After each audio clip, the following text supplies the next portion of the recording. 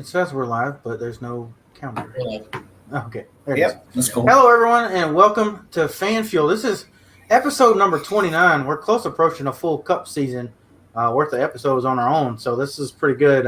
This week, it's going to be a Woker Joke special, and it's going to be based on NASCAR's past history with calls, whether or not they've been good or not.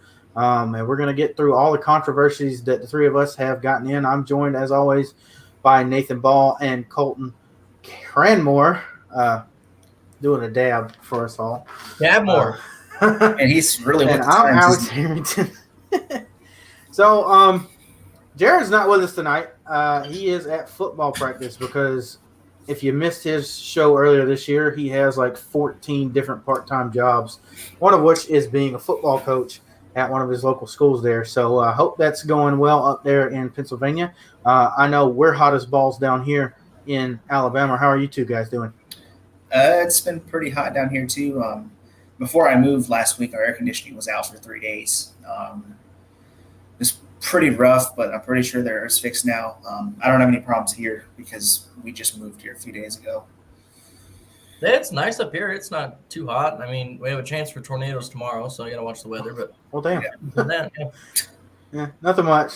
I know we live in a small little tornado alley here. Yeah, tornadoes, whatever. Yeah. So, what can I say? Let's get started this weekend. Very up and down weekend, to say the least. Let's go ahead and start with the first race of the weekend, and that was the IndyCar race. So, how did you guys find that race? I thought for myself it was the best of the weekend. Yeah, I was pretty entertained. There was a lot of things going on. It was a competitive race.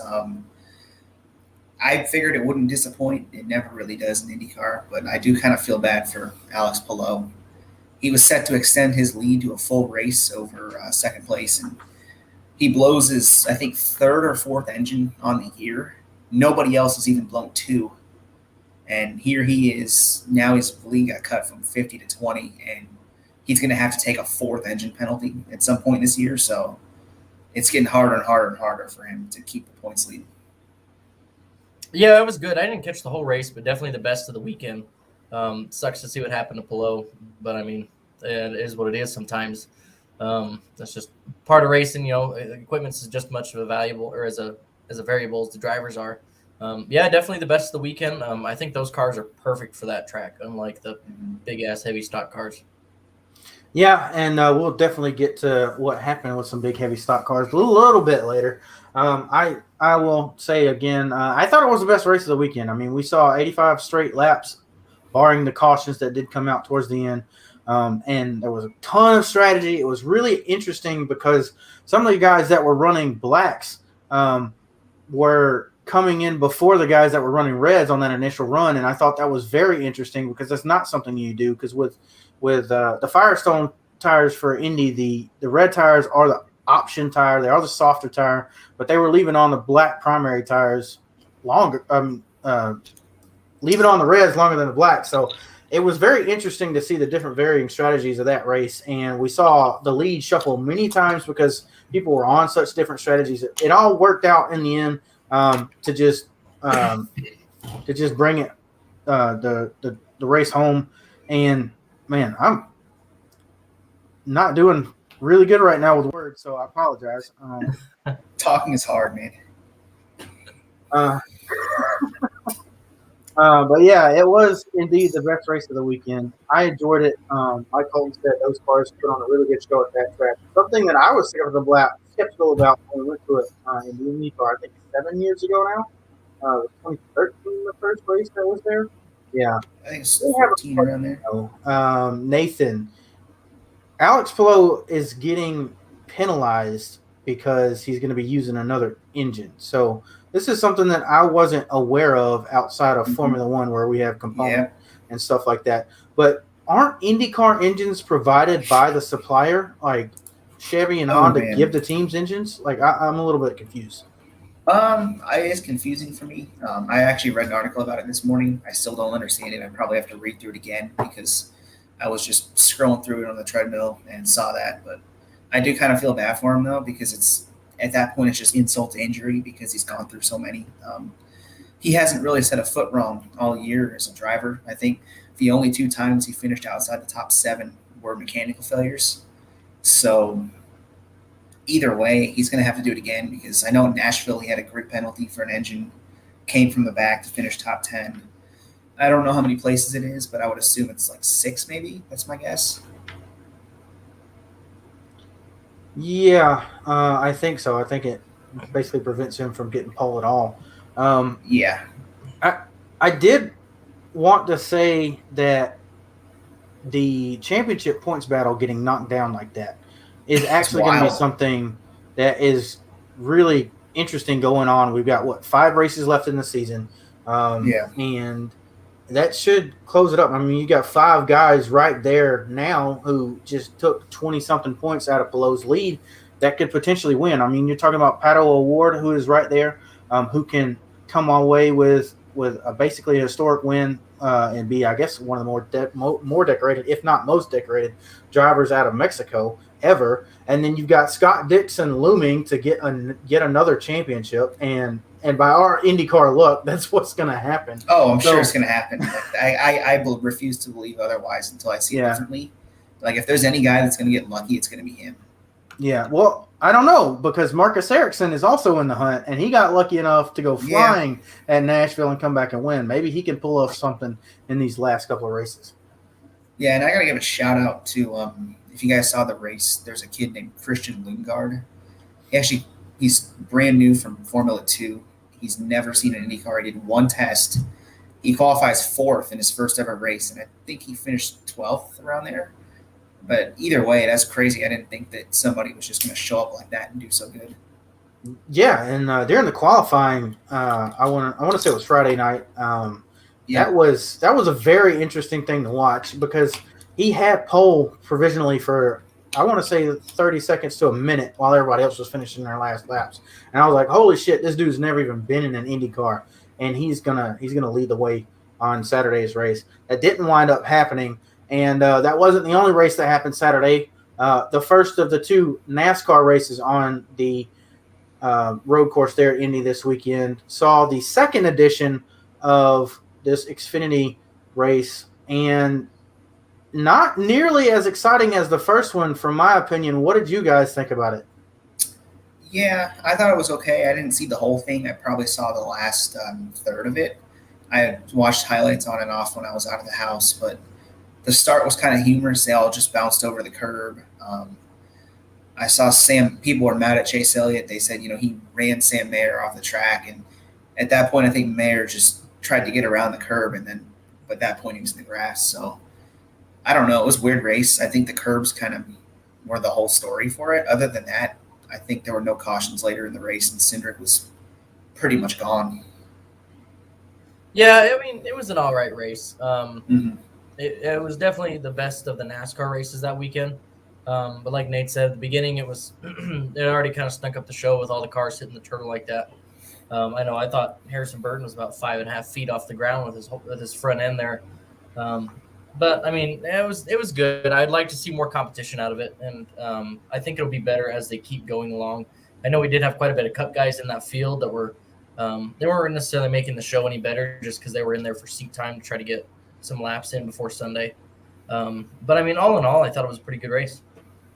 Yeah, I didn't really like that race too much. I don't know if it's a factor of it being too short or if it's the same thing I always complain about with having stage cautions on road courses. But I think for me, what happened is it showed just how bad the track is actually for stock cars, because it didn't put on that good of a race last year until those final restarts, because anything that we do restart wise in NASCAR is chaotic, and that's the only reason that those last few laps were good last year. And I would say, I mean, Chase Briscoe still easily walked away with that win last year. And so, I mean, we saw what we thought we were going to see with the Cindric going out there and pretty much dominating. Yeah, there was a bunch of contenders taken out with that lap 1 crash with that curb, but it was just a mad race, and we can't really be having that, in my opinion, if we're going to be going to new places. But moving on to Sunday, I will put a caveat here. Before we get to the meat of what we're going to do, and that's controversy with NASCAR calls from Woke Joke today, how do you guys feel about that race from lap 1 to lap, let's say, 75, 78, before that last string of cautions? I would say it was okay.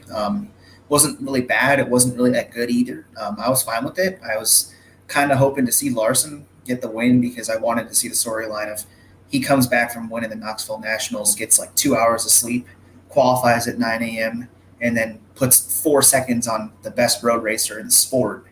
Like, that stuff doesn't happen that often, and I think if he won that race, it would have been a crazy story. Yeah, I mean, I thought it was a pretty good race for a Roval. Yeah. For a Roval race. I'm still more of a fan of, if we're going to go to road courses, Yeah. road courses. Don't turn oval tracks into circuits. Just let's go to Road Atlanta. Let's go to Mid Ohio. Montreal. Let's go. Montreal, yeah. I mean, there are dozens of places, and I parked on this all year. But it was good for a Roval race standard. Nate, I'm on the opposite end of the spectrum. I was hoping Larson wouldn't win because I didn't want to hear Rick Allen come up with this BS figment of the Knoxville Indy double that doesn't exist. Now, he only does that for certain drivers. I don't think he really does that for Larson that much. He would have made something up with 2 to go. Yeah, but that's when I just put the TV on mute and I enjoy the. Yeah, he just watch it. Listen to MRN. Yeah. Yep. Yeah, I don't know. I mean, for me, I thought the first, we'll say 65, 70% of the race was fantastic. There was a lot of varying strategy at the front.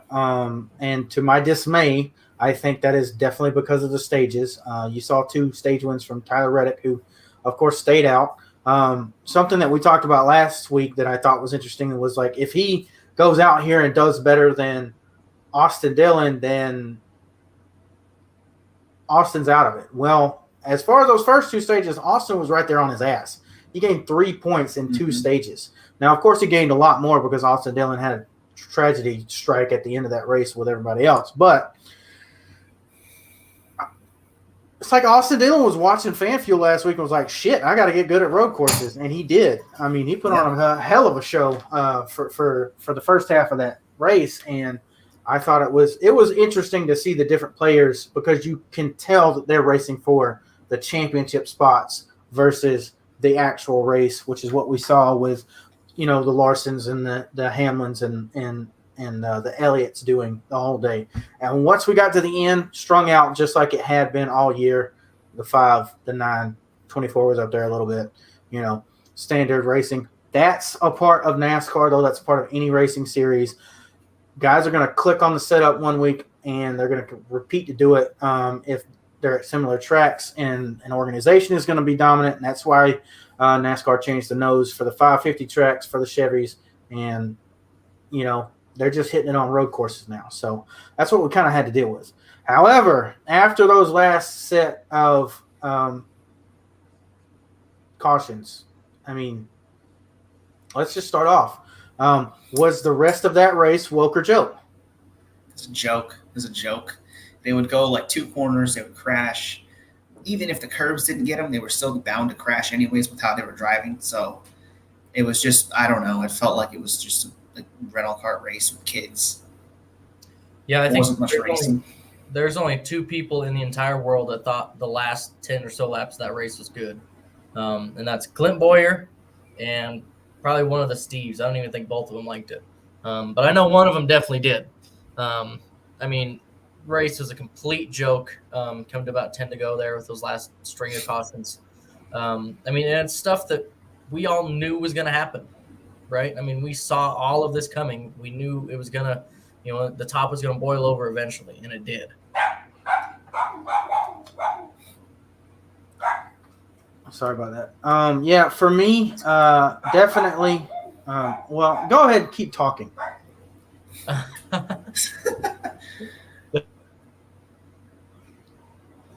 feel some space here while Alex's dog freaks out. I think he's just going to go get it.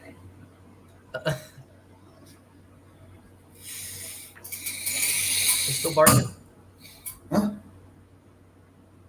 Oh, yeah. Oh, yeah. wow. Okay. All right.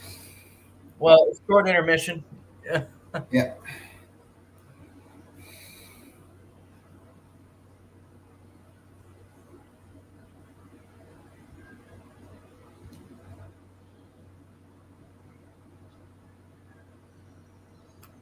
Okay, and fan fuel's back. I'm not as good Talking. at filling dead space as you are. Yeah, well, it would be my mic that has the attack dogs in the background. Schnauzers are loud for future reference. Yeah, so for me, the woke or joke on the race. It kind of leads me into the main topic of our discussion today, and that is NASCAR calls of the past. So for me, it's a joke because I mean, if you're looking at the background that we have, if you're watching this live on Twitter, I mean, you would think that we're looking at a super speedway. This happened at a road course.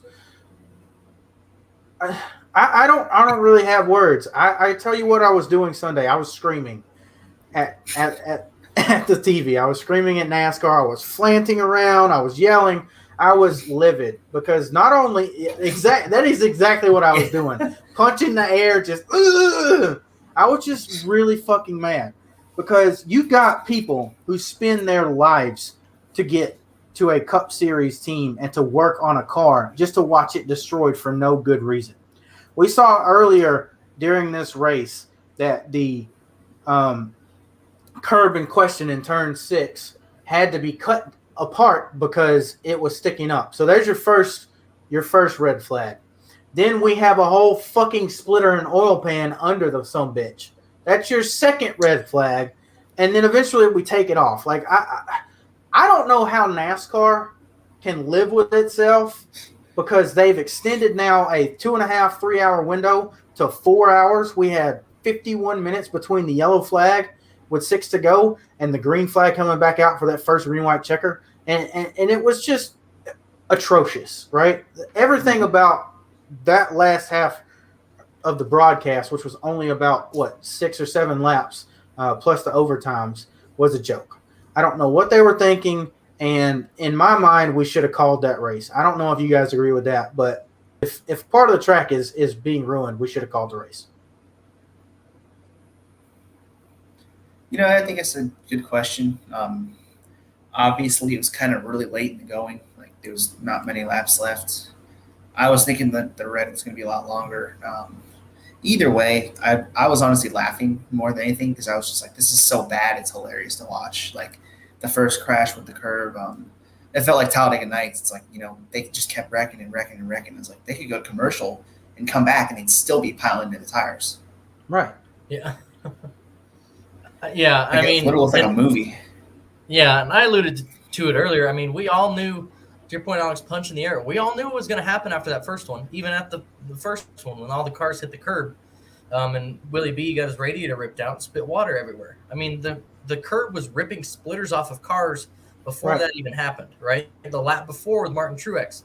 Why was there no caution called? Well, I heard that, some of the officials can't really see it and they rely on the TV cameras, and TV didn't show it. Why are we at the greatest venue of motorsports in the United States and we don't have officials at every corner or officials all over the track? Like, it shouldn't have even gotten to that point. And then because NASCAR cruises about like it's a fucking sport. It's not. They're a fucking entertainment business, and I'm tired of shit. Yeah, it's a circus. That's exactly what it turned into. If y'all follow me on Twitter for that hour red flag caution to fix and take away the curb, I probably said it 2 or 3 times. Like, if they don't take that turtle out, the first lap through there, someone's going to hit it. Sure as shit. What did Mike McDowell do? Caught with his right sides and flung back into traffic, caused another big-ass wreck. And you know what? They fucking wanted that. I'm guaranteeing you that's what NASCAR wanted because they don't give a shit about the actual racing. They want to put highlight reels together so they can sell tickets because, crashes. And that's exactly why the sport is drowning right now when it comes to fucking trying to get new fans. And as someone who is very passionate about this sport and motorsports in general, I'm fucking tired of it.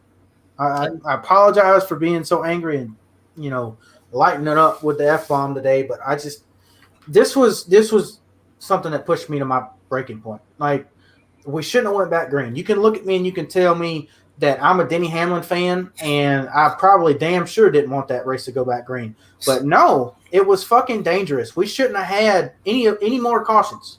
After the 19 spun out, and we knew that was the curb's fault, we shouldn't have done anything. You can't change a course mid-race like that. It just looks bad, and it was a joke to other people who are watching from other motorsports if they didn't already turn the channel because we've been in red flag for so long.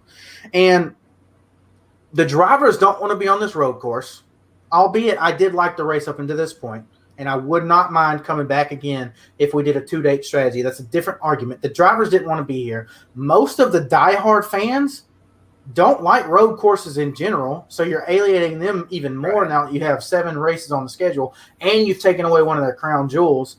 What was the whole point? You've taken everything here and you've got it on the head. Well, then you took Alex to his breaking point because you put the fucking drivers' lives in danger. And I don't play with that. You put the fans' lives in danger because at this road course, they're right behind the fucking fence.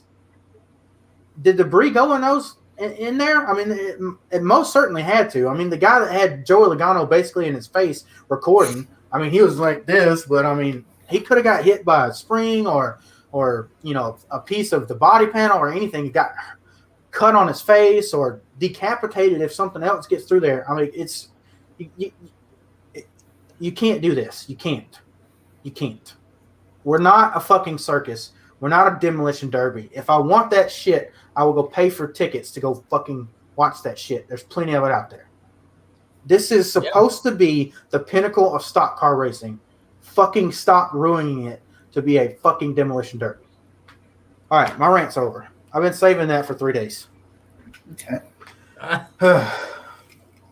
mean, you hit it on the head. Why are we parading these drivers as the best stock car drivers in the country, and then we go out there and see them wreck for 2 hours in the last 10 laps of a race on a track that we shouldn't even be on in the first place? Let's be honest here. You alluded to it earlier. Like, let's go to actual road courses if you want to see that. Let's go to facilities who have curbing already installed. They're not just bolted onto the fucking ground. You know, let's go to places like that. And to NASCAR's point, I know that they want wrecks to fill their highlight reel. They want a cool thumbnail to put on YouTube and like, wow, you know, crazy finish at Indianapolis, you know, to get more clicks. But I mean, I tell new fans when I take them to the racetrack, like, hey, I know you want to see a crash because you've never been to races before, but they suck because A, you could see someone get hurt, and then B, they take forever to clean up. You're just sitting there watching pace laps for who knows how long.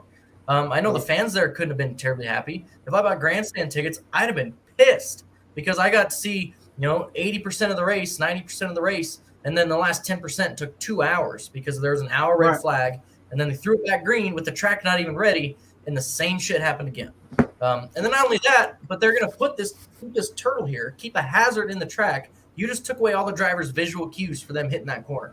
All weekend they had seen that blue curve there. They knew exactly where they needed to be and aim their cars. I think that's why McDowell hit it, is because he didn't have those visual cues. He's got a whole line of cars in front of him. Muscle memory isn't that. It doesn't take over at a track that you've only been to for 2 days. I mean, and that's another thing is like they gave Bubba a penalty for avoiding that turtle. I don't understand like why. You're either going to make him avoid it or crash. Like, what option is there? Yeah, or you're going to make him swerve left and take out some other guys, right? I mean, there's no. Right. It's like It's like the Casey Kane thing a couple of years ago at Daytona, where there was a spinning car coming behind him. He's entering the pits. He speeds up to avoid the car, and they give him a speeding penalty. It's like you either speed or you get taken out. Like, which one do you pick? They're both bad. I mean, obviously, NASCAR should look at the show and say, if Casey Kane's still in this fucking race, we've got a better show because he's a race-winning driver. So they shouldn't have penalized him there. We will be getting into a lot more of these calls a little bit later. I do want to say something, though. Something that Colton just alluded to with changing the visual cues and stuff like that. You're not just changing the visual cues of this track. You've just removed probably 6 to 8 inches of steel that they've been riding on. So now you've made a straightaway. Having that sausage curb turtle thing there as a launch pad, when the broadcasters are making fun of it there, you know you fucked up. I mean, come on. They literally showed highlights from not only the NASCAR Xfinity race, but the IndyCar race about people jumping that curb. Everybody knew this was going to happen. Why are we still here? Why are we still doing this? Why are we putting our fans at the track, like you said, through that? I was at the race at Talladega that took 7+ hours. It was fun for a little bit, but at some point, even me being the race fan I am, I'm like, this is fucking ridiculous. I want to go home. And I got to say that probably the majority of the people that were at Indianapolis that Sunday, they probably felt the same way. I'm glad you brought that up. With that being said, let's go ahead, unless you guys have anything else to add about this first race, let's go ahead and move on. Woker joke. Woker, probably mostly joke. I'll go ahead and start off. So we think about tracks and doing stuff mid-race and whether or not this is okay. And I thought about something I had heard on Scene Vault a couple of months ago. I think it was from an episode last year. And at North Wilkesboro in 1980, the track was crumbling under the race cars, and they decided to keep on with the show rather than canceling it and repaving it. And they ran 119 out of 400 laps under caution, 52 of which they were dragging the track to try and rein in some of the pavement that had uncrumbled. I mean, let's go ahead and start our joke fest. Was this a Woker joke move from NASCAR, and was it a trend that we would see until now? Yeah, I'd probably go with joke.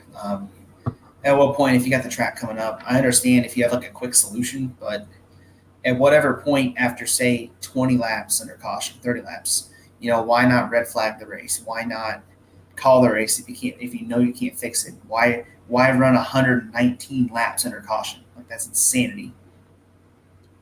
Yeah, I mean, complete joke. As a fan, if I went to a track and something like this happened, which, I mean, it's been damn close to happening in my local track, I would rather see them call the show and just say, hey, we need to get this fixed and address the issue rather than just keep, putting their hand in front of my face and say, no, it's fine, we got this. And me sit there, watch over a quarter of the race, run under pace laps. I mean, and this, to your point, Alex, this was a trend that would continue. But, I mean, complete joke. And it started so early. If you had told me this happened in the 90s, I'd have believed you. But when you told me it happened in the 80s in our group chat, I had to go look it up because I didn't believe you at first, because I thought Bill Jr. would have had more sense than this. Yeah, I don't know. I'll obviously agree that this is a joke, but I thought to put this in here just based on what happened on Sunday. I thought this was a similar story. You have fans who are there. They apparently were throwing whiskey jars, beer bottles, mason jars onto the track because there was just nothing happening. They were bored out of their minds because they're just watching these trucks drag, around the track with the cars, following them behind the pace car. I mean, they didn't pay to see that. They paid to see a show. I'm sure everyone would have took a rain check because that's what you have to do during rain anyways. And we saw this precedent set way back in 1980, and we see it reoccur this Sunday.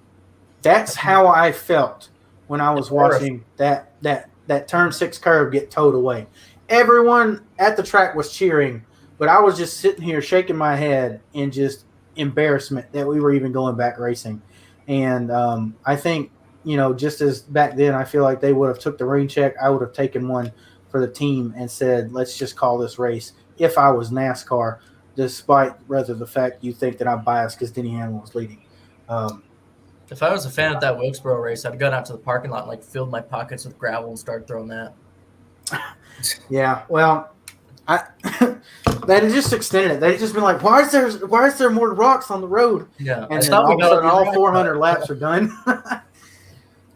This is not the first time that we've seen something like this, though, right? We've seen the repairs at Atlanta a couple weeks ago. We've seen Dover have to repair the weepers at Texas a few years ago, and they've done that, but it didn't really endanger the drivers, and that was the part that I didn't like about what was happening Sunday.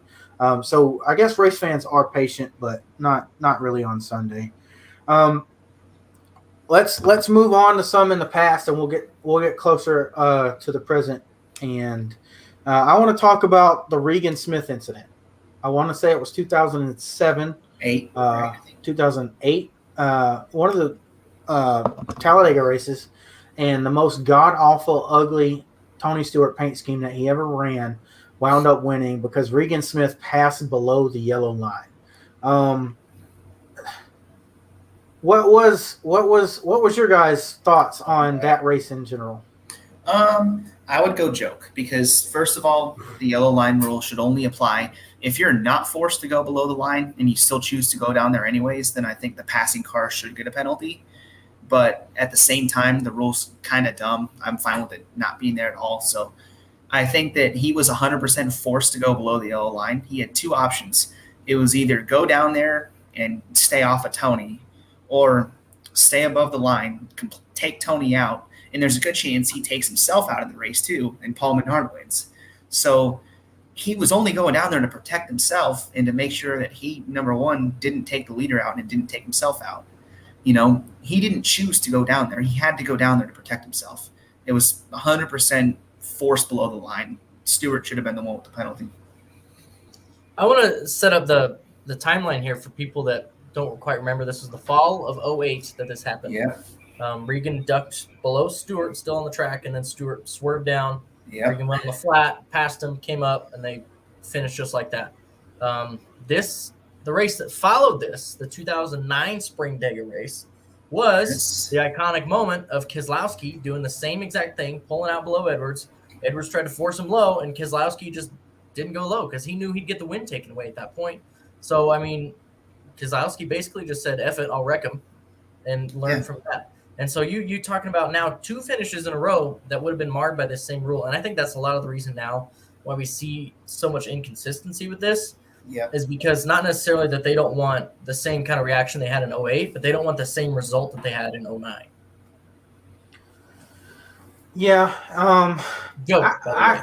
I have a problem with that rule. I feel like it congests the racetrack. I know Talladega is pretty wide. Daytona's a little bit less wide. It congests the racetrack because you've restricted them. It might be something that they keep it on in the turns, or at this point, as aggressive as they drive now. Anyways, just let the boys have at it, and if they crash, they crash. They're going to crash anyways. They're throwing these random blocks. It's just ridiculous. I just don't understand how some people can pass and win with this rule. I think it was Ryan Reed that did it in the Nationwide Series a couple of years ago, that the rule didn't get used, and then guys like Regan Smith did get penalized for it, and it's just so wishy-washy, and I wish NASCAR could come away from some of these judgment calls. With that being said, another Nationwide, then Xfinity race turned out with Justin Haley losing the Daytona at the same time. So, I mean, Nathan, were you at this race? Yeah, and first of all, I'm going to shock you on this one. As much as I hate the yellow line rule, I think they did call it correctly. He was not forced to go below that line. That happened maybe 50 yards below my seats, and I knew instantly the moment that happened, like, he's not going to win this race. They're going to call him. If you look at the replays, there was probably a good 4 or 5 feet of space between he and the middle car. He just chose to go down there on his own accord. He never really got pushed below the line. He never got run out of space. He just went down there for whatever reason. And in his defense, I don't like the rule. I don't think it should exist at all. But at the same time, that was one of the few times they did call the rule correctly.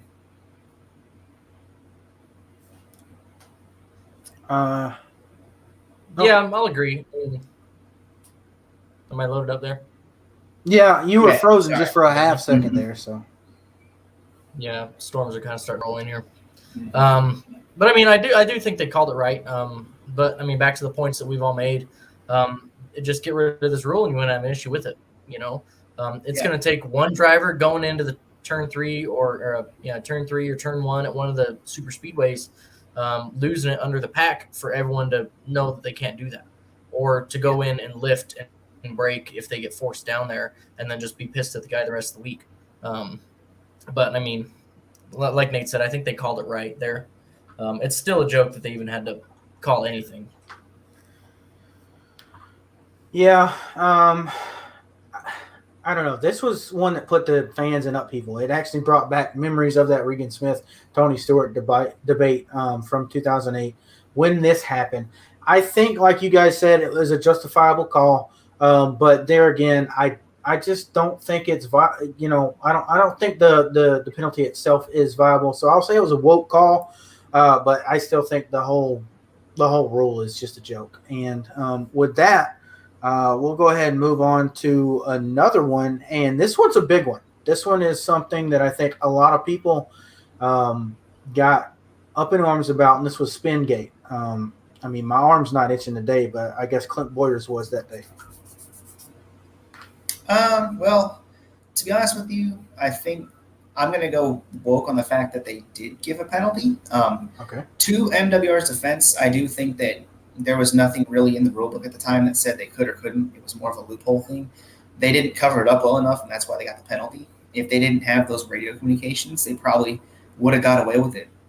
I don't think anyone would have ever found out or ever caught them if they didn't make that itchy arm communication. So, but with all that being said, I think the biggest joke part of this is them adding Gordon into the chase and taking Truex out, because I don't really think Truex was involved in the whole scandal. He was just the beneficiary. He didn't really, his team didn't order the 15 team to do that. He was just kind of on the sidelines. I don't think it's smart to just say, hey, this is our 12-car playoffs. Let's just add a 13th car for the fun of it. Like, that's peak NASCAR. I don't think they would have done it if it wasn't Jeff Gordon. Yeah, I agree. If it were anyone else in that situation other than Jeff Gordon, they probably wouldn't have gave him the pass. I'm going to say woke for trying it. I mean, we don't know how many times this has happened in NASCAR. I would guarantee this isn't the only time. Oh, for sure. Like RCR 2011 did it. Yeah, I would say even in the last 10 years, I can probably give you half a dozen examples where this happened. The joke part of this is they got caught because they didn't come up with a code word. They didn't come up with something like that. They came up with this dumbass, your arm's itchy, and told him for 2 laps, and then he spun out on his own. They could have just said, I think we're take, right sides this next stop. Something, right? They could have done a little bit better job at that. Woke for trying it, though. I mean, I don't know. Yeah, I kind of agree that there was kind of a joke way to go about it. It probably could have been as simple as even saying something like, "Did you get your bubble gum today?" or some shit like that, or something just random ass shit like that. Yeah. Or who do you think's going to get this win? Yeah, or something, anything like that. Or how are the Titans doing? Because I assume that being in the playoffs, we had already started the NFL season. So like. I don't know, anything like that they could have done. But to me, the biggest joke was putting Jeff Gordon in the chase, the 13-man chase. You'd already had people who didn't like the chase, and then you had started implementing new rules year after year after year. And now you're going to put a 13th man there? Okay. It didn't make any sense. Yeah, Jeff Gordon got the short end of the stick, but, I mean, how many other times has a driver – blown an engine or had a tire failure that put them out of contention based on points because they didn't have wins that year? So it just that's the biggest joke for me. With that being said, I'm going to go on into a couple more before I let you guys share your different controversies. And I'm going to go into just officiating rules in general. And I want to start with one that we only saw for a season and a half, and that is the overtime line. Oh, if you don't know what it is this arbitrary line. Basically, it's the exact same spot as the start-finish line, but on the back straightaway, so half distance around the track. And instead of coming to the white flag for your overtime to end, you have to get there. We saw some pretty silly races. The William Byron win at Daytona was one that really shook the fan base with this overtime line, and I think it eventually led it to its demise. So, woke or joke on the overtime line? That's a big joke. It doesn't make sense to me. It's like, yeah, once you cross the white flag, this is the race is over. Why just say, hey, we're going to do the same thing, but let's just move it up by half a mile? Like, what's that going to do? And if anything, it made more finishes end under caution because they almost seemingly crashed right at the line every single time. And it's just like they almost got the exact opposite of what they intended. So it's just classic NASCAR. Yeah. No, I agree. This is a complete joke. Had you had anyone with some common sense in the boardroom when they thought of this idea, they would have told them exactly what we're saying now is this isn't going to work. It's going to backfire. It was just a stupid rule. Why do you need an overtime line? Imagine if in football they said, all right, well, you don't have to score a touchdown if you get the ball in overtime. You just got to make it to the 40. Yeah. Close enough, right? I mean, yeah, that's the same thing. I don't know. For me, it's a joke. It's simple. I mean, the rule now is you got to make it to the white flag.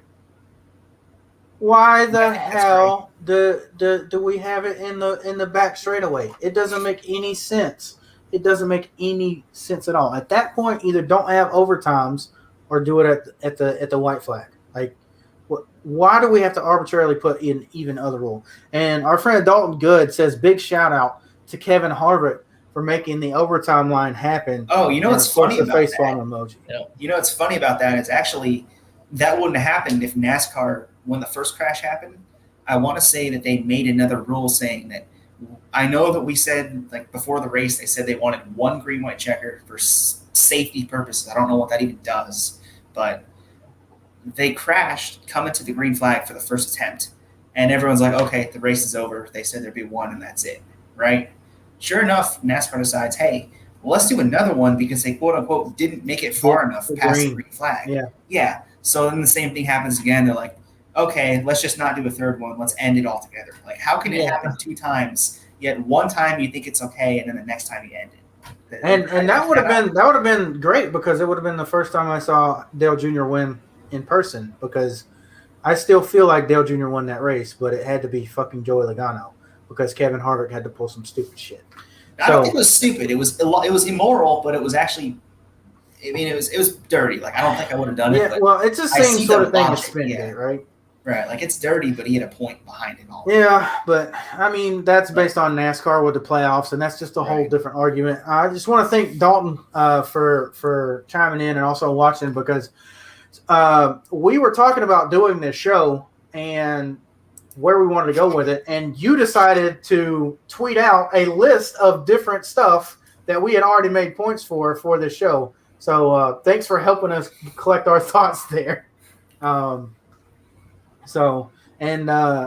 chimes back in with, I can't believe Harvick didn't get penalized for that, especially after hearing that radio chatter.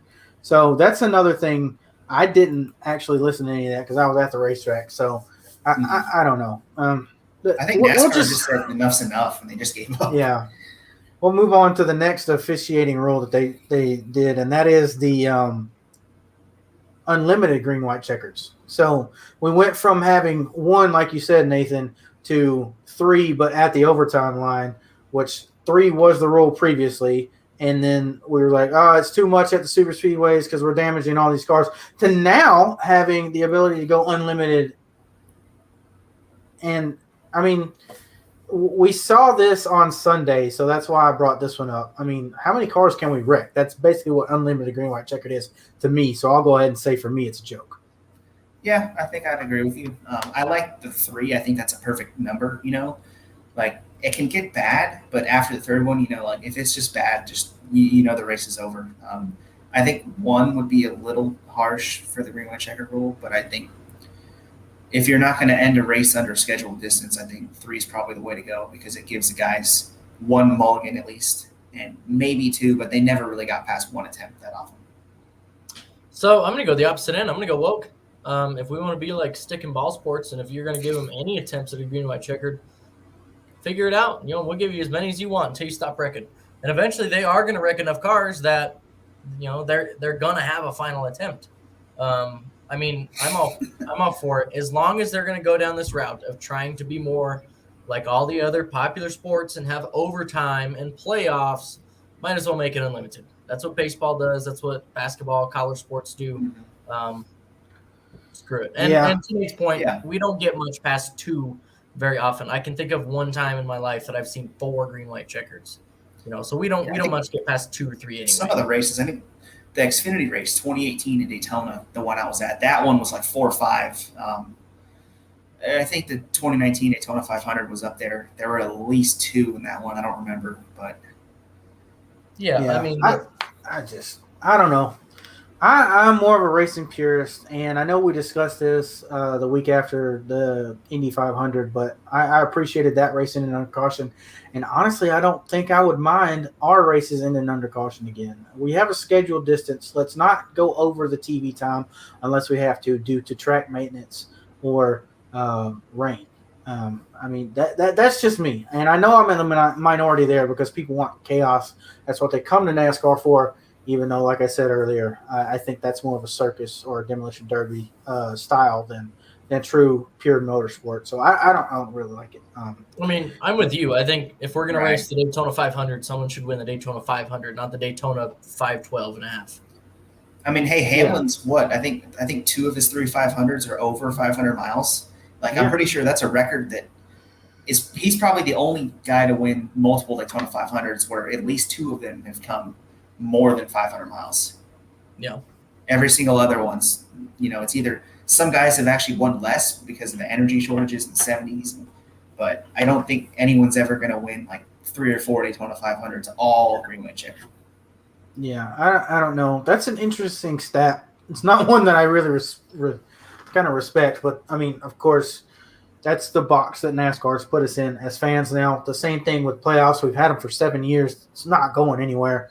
No matter how much guys that are purists like myself complain or whine about it. So my last thing is something that we did see NASCAR back off of fairly quickly after trying it one season in the trucks, and that is the caution clock. 20 minutes, and if there's no yellow flag, we're going to throw it. So, Nathan, I see you getting ready. Go ahead. This has to be the worst rule I think I've ever heard NASCAR ever do, and that's a really low standard. Like, you have to stoop really low to get there, but I don't think that's ever going to be topped. And I'm sure I probably just knocked on wood right there because you never know. Maybe next year they're going to do the caution clock, but every 10 minutes. So I don't know. I don't like it. I think it was crazy because they basically, by doing that, admitted that, hey, all the debris cautions are fake, like all of them.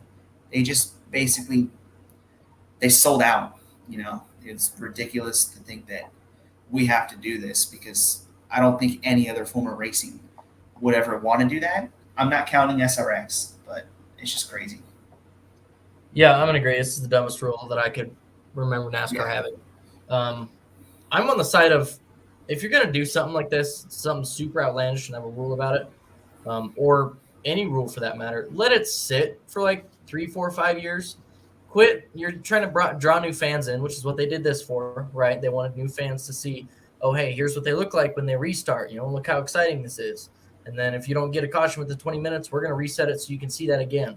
At least let something sit. Quit changing the rules every year because that's just driving people away. The caution clock drove away diehard fans because I wouldn't want to buy a Truck Series ticket to go see them throw a caution every 20 minutes. Like what's the point in that? Like, what's the point of me going to see a baseball game if every 10 minutes they're going to automatically give give them a runner on first base? Like, what? You're taking away the competition side of the sport.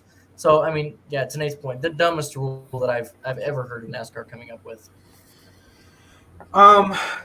So I don't know, right? So this is weird for me. So what? Just wait. Just based on your guys' response and just listening to what you've said, the caution clock itself perfectly makes sense, right? It's a good rule. You see it at short tracks. They have a rule where it's after a certain amount of laps of green flag, we're going to throw a yellow flag, whether that's for pit cycles because we don't want to pit under green because we're a short track series and we don't have dedicated pit crews or whatever. It's a fine rule. We're at a professional level though, so it's a little bit different. So I do want to separate that. I think the idea is something that is used heavily in especially longer super late model and pro late model races all around the country, and it's fine. I think that is what it is.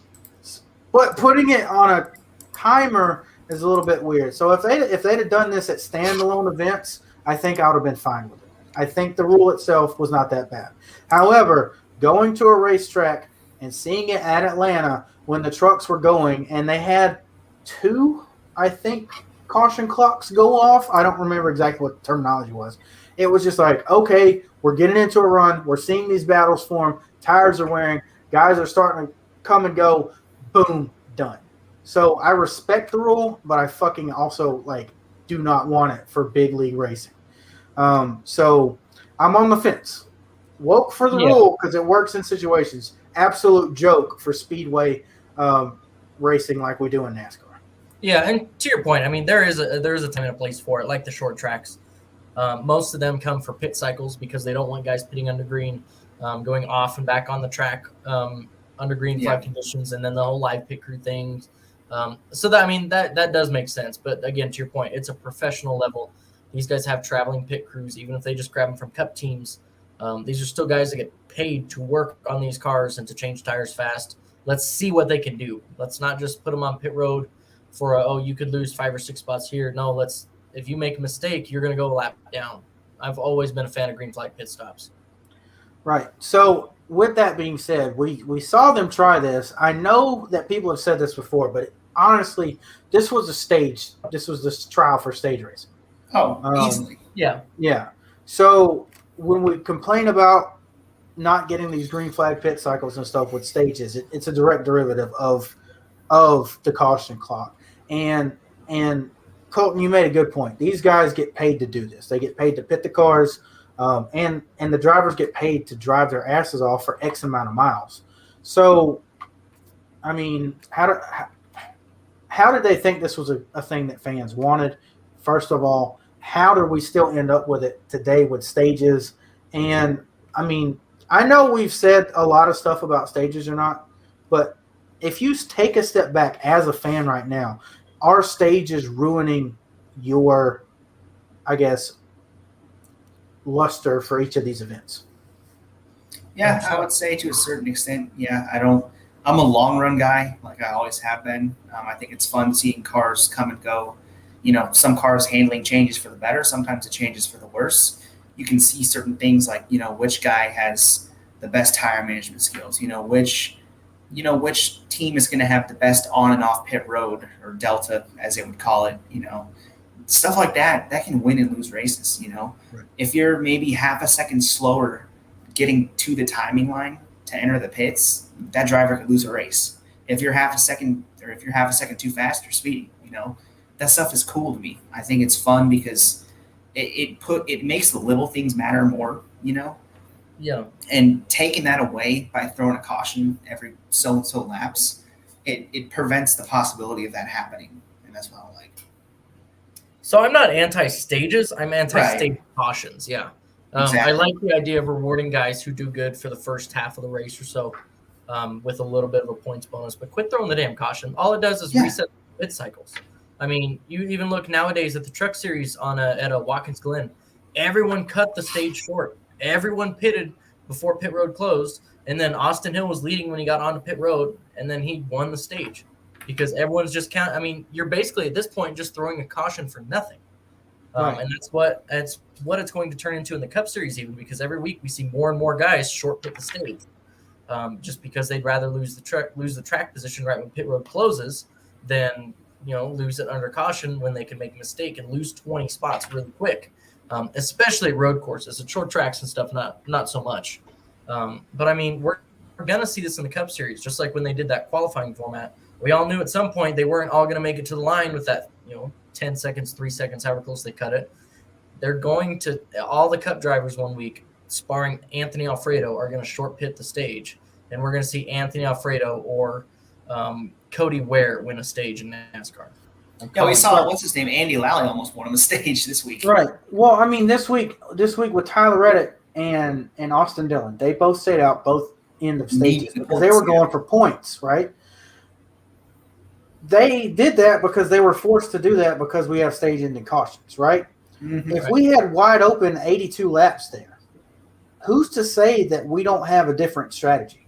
Right. Because we could make it, I think they said 32 laps on a tank. I'm not sure if we actually got to that point where we actually pushed fuel, but if they're able to go 32 laps, somebody might have been able to short pit halfway in stage 1 and still win stage 2, and or win stage 1 halfway pit in stage 2 if we were green, and then they could both be battling like this all day and come out and have a good finish, and we could have seen an even better race. Road courses are affected by these the most, and then your flatter ovals are too, or I guess your super speedway ovals are too, no matter if they've got plates or not. So this weekend at Michigan, I think is one of the tracks that it's affected by because it's so long. And of course, Pocono and Indianapolis Oval were definitely ones that are affected by this. And it took us how many how many races with stages? Jesus, that's a tongue twister. To get a good stage race at Pocono when Pocono used to put on fantastic fuel mileage races prior to stages. I don't know. It's just like everything with the sport. At some point, we've got to realize that we're going the definite wrong direction, because it's like NASCAR is trying to make this for the guys with the drool hanging out of their mouth watching the race because they've fallen asleep and they want to hear the boom and bang to wake them up to watch crashes or something. I don't know. They want to hear Rick Allen screaming so that they think it's exciting. Whereas as guys like us, we want the real racing, just like the drivers, just like the teams want to go out there and compete on a level playing field, which stock car races bring, and outsmart the guys because they either have better throttle management, a better pit strategy, a better fuel mileage in their cars, what have you. And that's what we've been missing for the past however many years, even before 2017 with the stages. With that being said, that was the last one that I had. So Colton and Nathan, I know you guys brought some to the table as far as calls from NASCAR, rules from NASCAR. So what do you guys got? There's some interesting ones that I have that have been on my mind lately, but I think the number one that really bothers me is the case of the Brett Bodine North Wilkesboro win. Like, there was a clear scoring error there. They knew they had messed up. It was either Brett Bodine or Darrell Waltrip was going to win the race, and naturally they give the win to Bodine, and Waltrip goes over to Bill Jr. and he says, "Hey, I know I won this race. Is there anything you can do about it?" And Bill Jr. says, "Oh, I know you won." He said something along the lines of, "Yeah, I know that you probably won, but he's never won a race, so we just decided to let him have it." Like, that's so messed up and corrupt. Like, even if the guy had never won a race before, would he really want to win a race that way? Like, and right. Plus, you have to keep in mind, it doesn't matter whether the guy in second has won 100 races or he's won none. You have to do the right thing at the end of the day. If you know that Waltrip won the race, then give him his trophy. Like, it's as simple as that. Like, you have to do the right thing, and they didn't do that because they wanted a first-time winner. Yeah. I mean, I've got three. Nate, do you have a couple more you want to switch off? We can probably alternate if you want. So pull them up. The number one here I have, because I had the Bodine scoring error, damn it, was the qualifying format where they did the timed qualifying and try to make it like Formula One. I mean, from day one, we knew there were holes in the system because stock cars don't drive like Formula One cars. They don't drive like Indy cars. They drive like stock cars. And so especially at the higher horsepower tracks, if you were, towards the end, say 30 of you were going out, if you were anywhere towards the front, or if you went out way too late, you weren't going to get a very good run. You kind of had to be somewhere in the middle where you could get that good draft and get a really good run off of someone into the corners and off of the corners. So there were holes in that. And then you bring up the whole issue with Fontana that one year where none of them made it to the line in the final round. They all tried to cut it super duper short, and none of them made it in time. And then, the fans were booing NASCAR. They weren't just booing Kyle Busch, they were booing NASCAR in the stands. And then you get like the races on pit road where, they were told stay in your lanes, and guys would kind of like eke out and roll and eke out and roll, try to fake each other out. This thing was a comedy show every week. That was one of the worst formats that I've ever seen.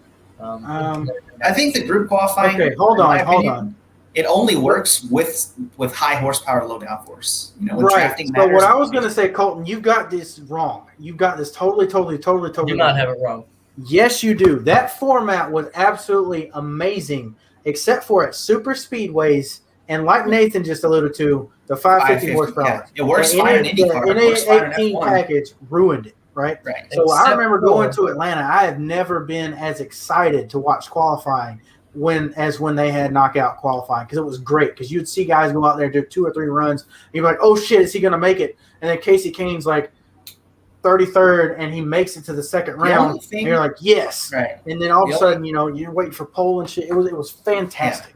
The only thing I would change is that, NASCAR qualifying when it was single car was always known for being a one-shot qualifying. Like, you got one chance to win the pole and that's it.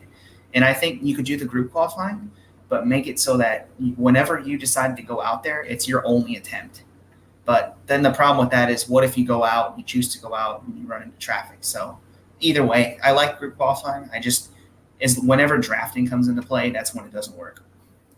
Yeah, I mean, it works at road courses right now too, because that's essentially what we do. So I feel like it was working at short tracks and the mile and a halves that we had before we had the janky ass drafting package that we have now. It was fantastic. So Colton, I think that you're looking with not necessarily, I guess, the opposite of rose-colored glasses on that, because you only remember the last few races that we had in 2018 with it. And with Colton seemingly having some technical difficulties right now, I would like to say there are some interesting ideas you had there, Nathan, but I think I've talked about it on the podcast before. We can still do knockout qualifying with single cars, and I don't know why we don't do that, because I think we do it in the super speedways. Well, we don't. Or we anymore. used to. Like at one point they did, yeah. Yeah, we used to run for pole with the top 12, and even at the super speedways prior to that, they had the 40-something cars, the 24 cars, and then the 12 cars. So I don't know why we got rid of that. I think that's where we could easily make this more interesting, even if it's not the full field qualifying. Maybe you do like a certain amount of people are running on their practice speeds or something.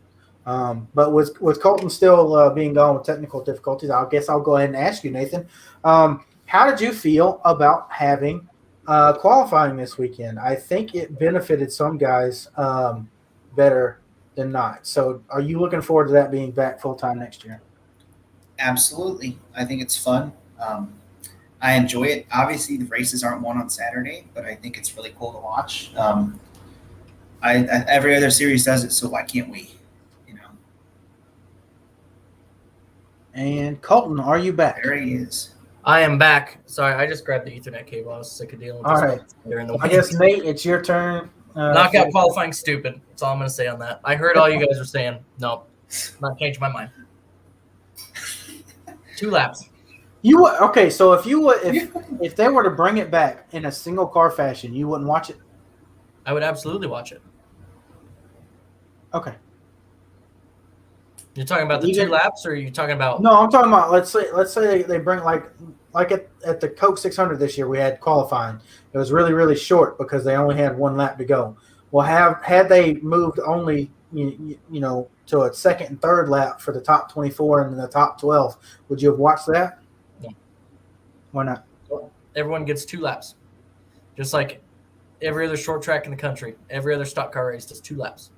And I still, to this day, I go back and I have playlists on my YouTube channel of where I have nothing but old Winston Cup qualifying, because I like that 2-lap format. Especially now at super speedways, it's one thing, right? But did I just cut out again? No, but what about the days where they had multiple days of qualifying and people had round 2 qualifying and stuff like that? It's not out of the question that they lock in the top 20 cars and they still have to go back out there and run another time on Saturday after doing it on Friday. Way back in the day, prior to our childhood and stuff. Ooh, man. Other than Monaco qualifying, where it's like you got these short rounds, knockout, the race really is won on Saturday at Monaco. That's probably my favorite qualifying to watch all year. Other than that, I would say my favorite's the Indy 500 qualifying. You get 4 laps and not 2, and it's crazy because all the drivers will tell you these are the 16 hardest corners that you'll take all month. The cars are all trimmed out and they have to make 4 perfect laps. And I think it's super fun to watch. And that works for IndyCar. That's awesome. Yeah. It's a 4-lap average too, so it's a little bit. That's great. Like, you have to really nail it. I mean, I want to go to a racetrack and I want to see 3 guys back it in the fence driving it as hard as they possibly can on their 2 laps. Well, that's not going to happen with the current package. So that then lies again with the race cars themselves. So or just qualifying races. I don't know. Anything is better than that damn knockout qualifying. We're just going to have to agree to disagree. We'll fight him on this one. We'll have to agree to disagree. I mean, I don't know. I enjoyed IndyCar qualifying this weekend. I always enjoyed Formula One qualifying. I love knockout qualifying. I think it's very good to make that part of the weekend a show too, even if you may not think it's legitimate, which I respect. In my opinion, it's no different than heat races because heat races aren't really showing you the fastest car. It's just showing you who can do what and get lucky in 6 laps. So. Nathan, what's your next topic? I would go with the Richard Petty, his wins, the ones leading up to his 200th. I want to say his win came at Charlotte. I would guess 1984. I don't remember how many wins he had that year off the bat, but there was a win he had at Charlotte that was his 198th or his 199th win. And after the race, they found out that his engine was way illegal. Like, it was egregious. 9 times out of 10, they would instantly just take away all his points, take away whatever. But, they didn't penalize him. They let the win stand. And this was back before disqualifications were a thing. I was kind of curious to see where you guys stood on this because it was clearly illegal. It wasn't like a small little thing that wasn't done on purpose. It was flat out illegal. Like, they spit in the face of the rule book. They didn't even try to hide it. Like, that's okay. So let's look at NASCAR. They're always good for headlines. They want a feel-good story and whatnot. And let's look who it was, the King. Yep. Well, when you've got the King going for 200 wins and he's that close, I'm sure NASCAR wants to make merchandise. Wants to make the press with 200 wins. So I think that's just it. The King got away with it because his name's Richard Petty, and he's the most famous stock car driver to ever live, right?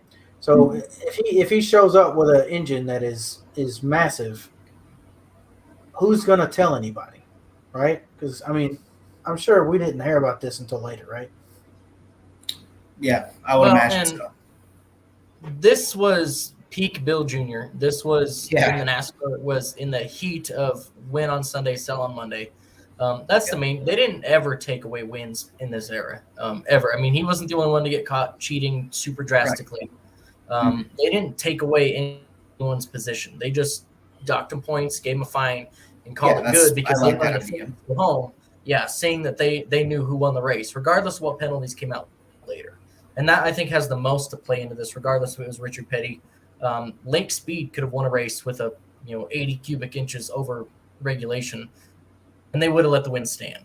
I'm actually surprised more teams didn't just start saying, fuck it, and just running whatever they brought to the track and saying, all right, well, we can make this much on purse, and we can make this much on sponsors, we can make this much on other deals and merchandise. NASCAR's going to find us $50,000, and we're going to call it good. We got our win, sponsors are happy. Yeah, no, I don't know if maybe it was a little bit of a camaraderie. I do realize that back then that the NASCAR drivers themselves, while they were innovating a lot, they were also willing to help each other. So it might have been some sort of gentleman's unspoken rule or something that kept them from doing something like that. And it's not like racing back then was any better than it is today, as far as not having knockout dragouts. At that time we were seeing races won by people by multiple laps over sometimes even the entire field. So it was just a different time. So maybe guys were just out there trying to compete 600 miles and they didn't 500 or 600 miles and they didn't want to spend the extra money because I know you said, your example, you had $50,000, but some of these guys weren't making that much money because they weren't running all the races or what have you, because NASCAR would only pay you at the end of the year purse if you attempted to qualify each of the races. It's just a really interesting thing to go and look at that side of history and just how odd those years were. Yeah, absolutely. The next one I've got on my list is the caution inconsistencies. I know this isn't really one rule that caused a lot of controversy, um, but it's just the overall view of how. Am I frozen again? Did I freeze again? Okay. Yeah, Overall view Your of how face is NASCAR's gone the last frozen, few but years. you're oh, sorry. Well, I'll deal with the picture being frozen. With NASCAR calling cautions incredibly inconsistently. Even this last weekend, Truex wasn't a caution, even though he ripped the front end out of his car on the curb and spit debris all over the track. However, Brandon Jones saving a car that was, I don't know, maybe 20 degrees sideways was a caution. We've seen it a ton the last few years, and it seems like it's evolving more and more each year. They can't quite decide what is and what isn't a caution. Apparently, a for truck me, stopped on the racetrack isn't a caution either. So I don't know. yeah. I don't know. The one that sticks out for me was the one sticking out from the side of Joe Logano's car at Talladega, and how hilarious it was to have the camera on him with the jack still stuck under the car, and they didn't penalize him for it. They just let him come back in and take it out, and that was just hilarious to me. They didn't call the caution. I don't know. Yeah, the inconsistencies is just a joke because, like you said, I mean, we saw a couple of years ago at Martinsville, one of the backmarker cars just get off of the concrete and into the asphalt on top of 3 and 4, and they called a caution. Why? Right. Why? I mean, yeah, there's so many examples. I could probably list you hundreds, but we'd be here all day. Yeah, and debris cautions after debris cautions after debris cautions. I remember that middle part of probably 2006 to 2010, 11, we would get a debris caution at least once every race. And it would usually be around the same little mark of around 45 minutes without anything going on. Whether or not there was green flag pit stops or a battle on the track, it was just, okay, the leader hasn't been changed hands in a while, so throw a caution. I remember on the mile and a half, it was the worst. And in that era, in my opinion, the mile and a half racing was pretty badass with those COTs. So I don't know why they thought they had to do that. Nate, do you have one more? Honestly, it's hard to think about because I feel like we've already talked enough about the yellow line one, so I'm not going to use that one. I think some of the other ones, I'd probably go with the Darrell Waltrip one. It's not really an officiating controversy, but it's just super cool because, there was an all-star race that he won where the engine blew like a second or two after he crossed the line. I think nowadays, had that happened, they would have torn that car down and tried to find every single illegal part there was in there. But back in the day, there wasn't really a sophisticated way to inspect the cars, so they left it be. But I think that was super cool because, in my mind, that was 100% intentional. He's exploiting loopholes. And I think had it happened today, it would have been super crazy to watch the fan reaction. Yeah. The last one I got, actually, I'm going to change it last second. I had the constant rule changes like I alluded to earlier. Just pick something and stick with it for a few years, let everyone kind of get used to it. But I'm actually going to go with the Kansas race. I think it was 06 or 07. Oh, yeah. Greg Biffle won due to darkness. And he ran out of fuel, right? Shoes did a video on it, and it was awesome. But the race was 85 wins, Bobby Allison. Yep, not 84. Yep. No, and Darrell 85 with the North Wilkesboro thing. What'd you say, Alex? Oh, God. Gotcha. My bad. But I mean, the race was getting dark. There was a spin out on, I don't remember if it was the white flag or 2 to go. I think it was 2 to go. And instead of throwing the caution and setting up a green-white checkered or anything like that, they kind of just said, F it, we're just going to let this race go, finish under caution. But when they did that, Greg Biffle also ran out of gas, and he was passed by, I think it was Clint Boyer and Jimmy Johnson. So they got to the line well before him, but by the time anyone realized what the hell was going on, Biffle was already doing donuts or parked in the grass. And so they just kind of said, F it, and let the wind stand. But Clint Boyer should have one more win on his total because he definitely won that race. The rule is you have to get your car across the line under power, and you have to keep it going. We saw this with Marcos Ambrose at Sonoma. They didn't do it here just because they didn't want to cause any more animosity between the fans who were already getting pissed off that the race was dark. Sorry, Alex. Yeah, and I don't know. There's a lot of those kinds of calls. I think that this year with the darkness and the 8 laps to go, we're going to call it at New Hampshire. And then, I mean, just overarching with this year, just with the inconsistency, this is where we've kind of pulled together this episode for. I want to kind of recap everything that we've seen. Like I just said, the New Hampshire going dark race, New Hampshire racing under the rain conditions, taking out 2 of your front runners for that race who were probably going to win it. We have the Knoxville truck race, just utter clusterfuck. Dakota wet racing, utter clusterfuck. And then, even as far as stuff doing Bristol dirt race and stuff that was kind of unwanted. We had the tires blowing there and the 50-lap cap that came in during the race. All kinds of stuff. There was the tire at caution that was a caution after green flag pit stops at Kansas this year, and it's just been very inconsistent this year.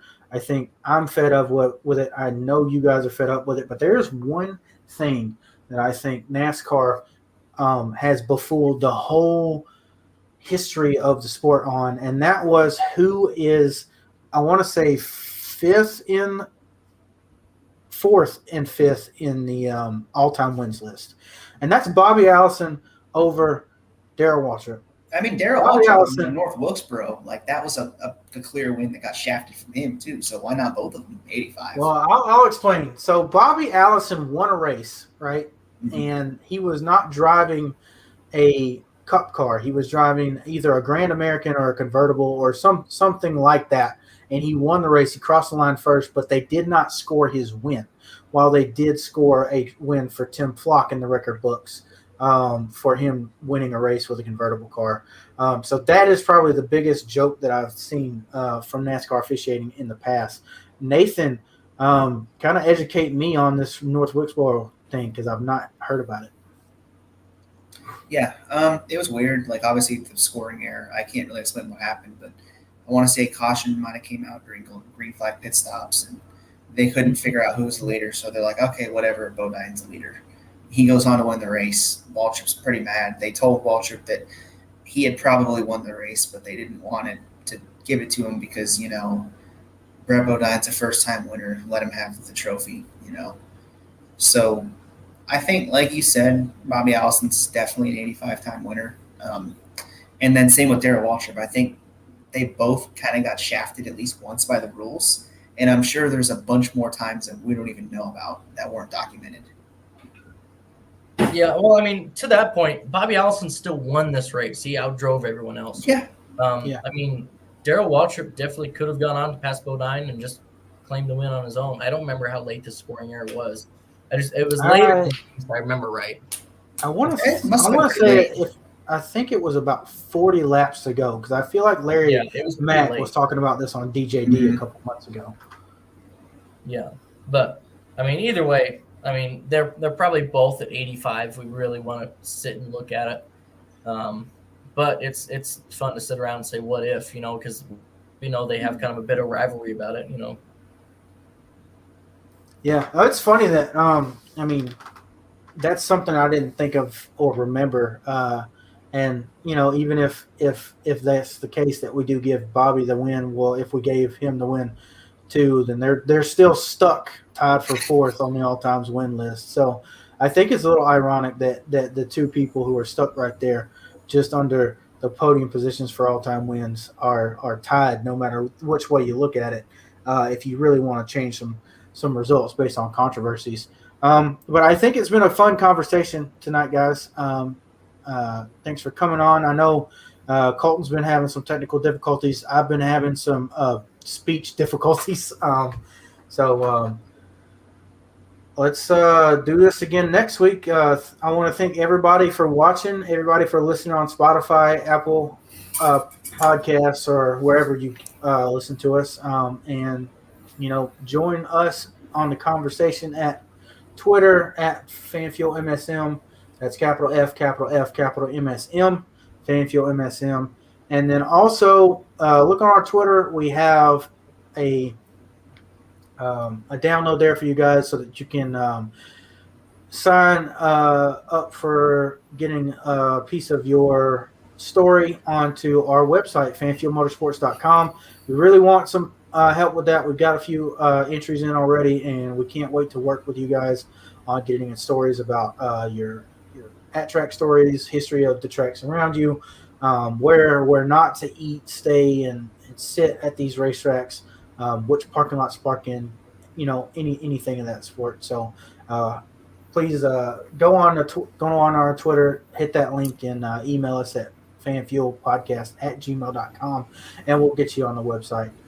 You guys got anything else before we go? I don't have any shout outs. Colton, you got any giveaways? Anything going on? I do not. I'm just about to unpack the rest of my giveaway stuff, so look out for that next couple weeks on the Twitter page. I will be announcing a few giveaways here soon. Other than that, I'm good. All right, and thanks for all the guys that left comments today. I know Dalton, we got you on here, so thanks for that. And we'll see you guys next week. All right, bye.